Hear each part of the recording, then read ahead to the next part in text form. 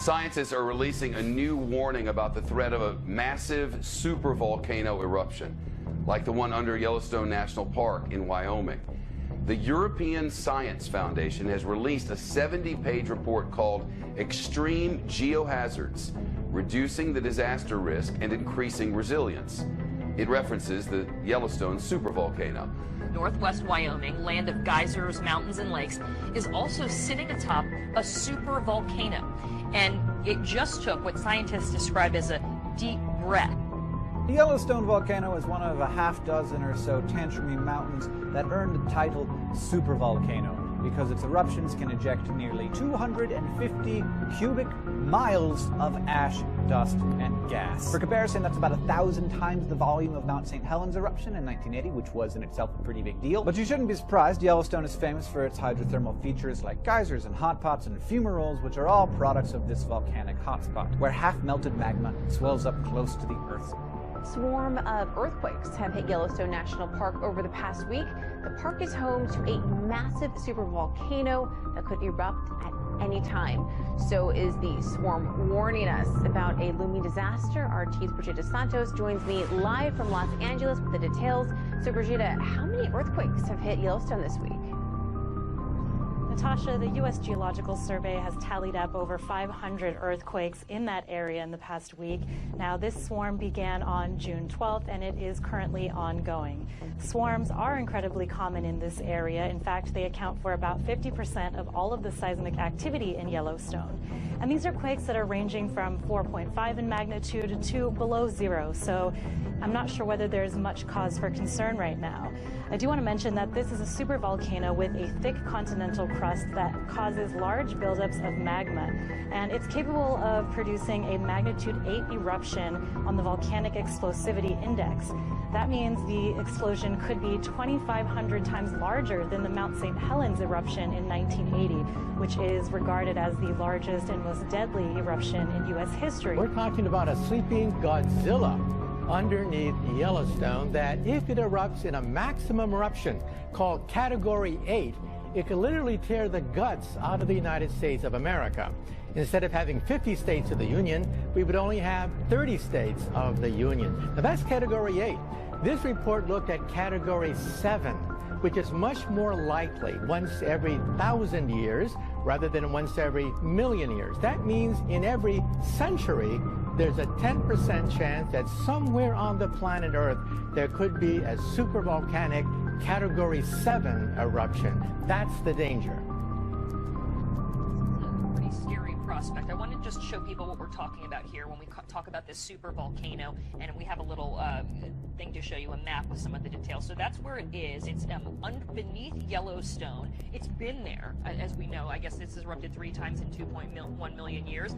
But what they're worried about is the fact that they say that the ground has started to swell in levels that they have not seen before, 10 inches in some places in the past year. What does that tell us? It tells us that there is activity in this supervolcano, which erupts roughly every 600 million years. But that's what's making us very nervous, because the cycle time corresponds to the present-day era. So every single murmur of this gigantic potential supervolcano, including the rise of the sea level, has to be watched very carefully. And visitors of Yellowstone National Park have been advised to keep off the roads. That's because the heat from a supervolcano beneath the Earth's surface is melting away the asphalt. Park officials have closed the 3-mile-long roadway known as Firehole Lake Drive and have asked visitors to park on the sides of the road. Park officials warned that stepping on the seemingly solid asphalt could create an illusion, and you could quickly find yourself stepping into hot water. Water buffalo stampede away from the sea. So maybe it's not surprising that this video was shot about 2 weeks before an earthquake measuring 4.7 rattled Yellowstone this past Sunday. There are several major curves, or threat curves, I call them, to the people of Earth. Geophysical changes, geological changes, astronomical changes, political changes, threat of war. All these factors are playing heavily upon people's minds today. The earthquake thing, I used to be able to predict them fairly accurately, between 70 and 90% on a given week. data from the U.S. Naval Facility at Fenmont over in Monterey, California.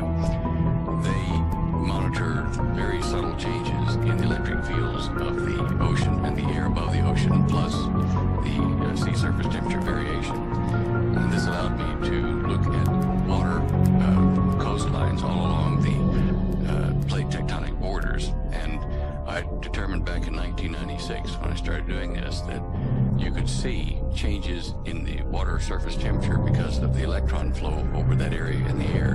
And it would make like a little butterfly, a yellow and blue wing type signature over where an earthquake was going to happen. And I perfected that technique over the years until 2005, when the Fenmont facility, the Navy, put up a new constellation of satellites and new programs on a new Cray computer. And they did not allow me to then access the files I had before to generate these reports. Strange enough, they were I was accurate enough that the Association of Island States, or island countries, if you wish, asked me to explain how to use it so that they could use it to predict tsunamis. Some of the information from Yellowstone Park, where we have the Yellowstone caldera, since I think it was about February of last year, the government made all of the USGS employees, truck drivers moving equipment in and out of the sensor ranges there, everybody signed non-disclosure agreements with the government, facing penalties of cash fines and also imprisonment if they told what they're doing there in Yellowstone. And we had a geologist break silence. I won't name him, but anyway, they have been running huge, high volume internet lines from their sensors all over the Yellowstone Park area down into Texas. I think they may be now switching it over to the NSA facility in Utah. One of those catastrophic supervolcanic eruptions may be, several 100,000 years between times, but what they're doing now is they're measuring the increased appearance of helium, an isotope of helium gas, which was buried way down deep underneath the Yellowstone. And when that starts to release, it means that there's geological activity down there in a deeper pool of magma, which they have recently. Well, the bottom line is we're going to see trouble with Yellowstone, and we're going to see trouble with Lake Taupo caldera down in North Island, New Zealand. Both of those are under severe stress from different types of tectonic plate movement, but they are both supervolcanoes. And Lake Taupo erupted last in 87 AD. It sent up so much ash from the southern hemisphere that the Chinese astronomers at that time recorded 3 days of darkness after the eruption down there.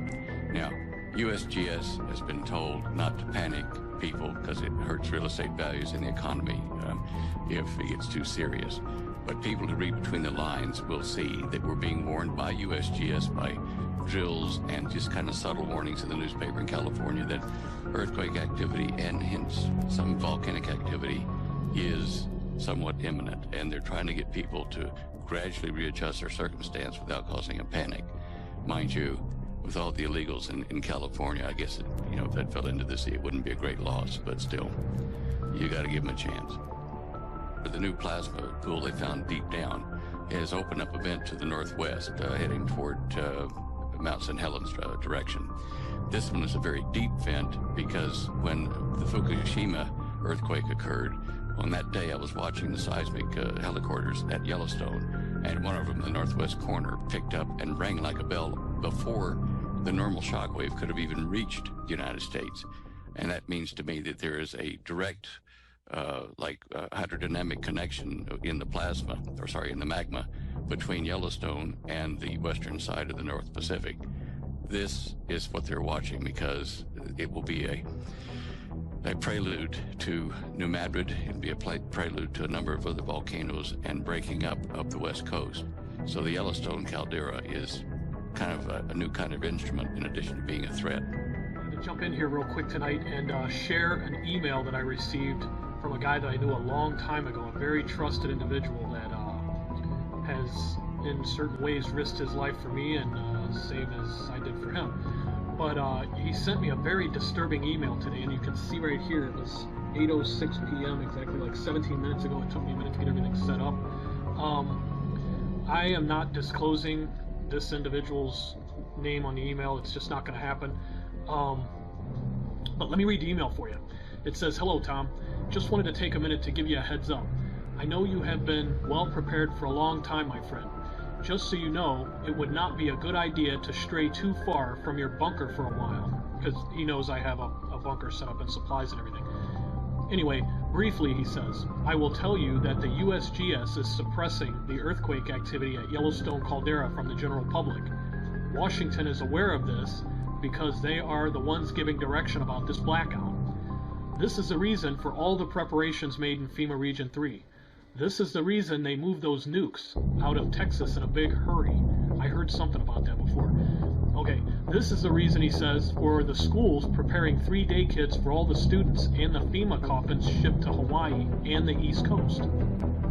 They thought it was all going to go with the passing of Comet Ison, and that's why they were preparing at breakneck speed on the East Coast. They are expecting millions of refugees after the eruption. They are saying the new Madrid is also waking up, and all of this is due to an increase in solar activity affecting all the fault lines in the world. You know me, friend, and I got to tell you, I'm scared to death for myself and my family, because I overheard a man say the other day that the big one is on the way. He leaves it with, "Got to go for now, friend. I hope you can survive this." He says, I know you can survive this, Tom, because as long as I have known you, you have always had a strong will to survive. I hope to join you and your family soon. Please save us a spot.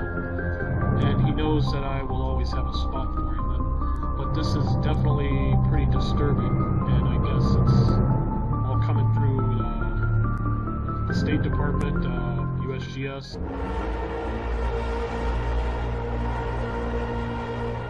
And I beheld and heard an angel flying through the midst of heaven, saying with a loud voice, "Woe, woe, woe to the inhabitants of the earth, by reason of the other voices of the trumpet of the 3 angels which are yet to sound."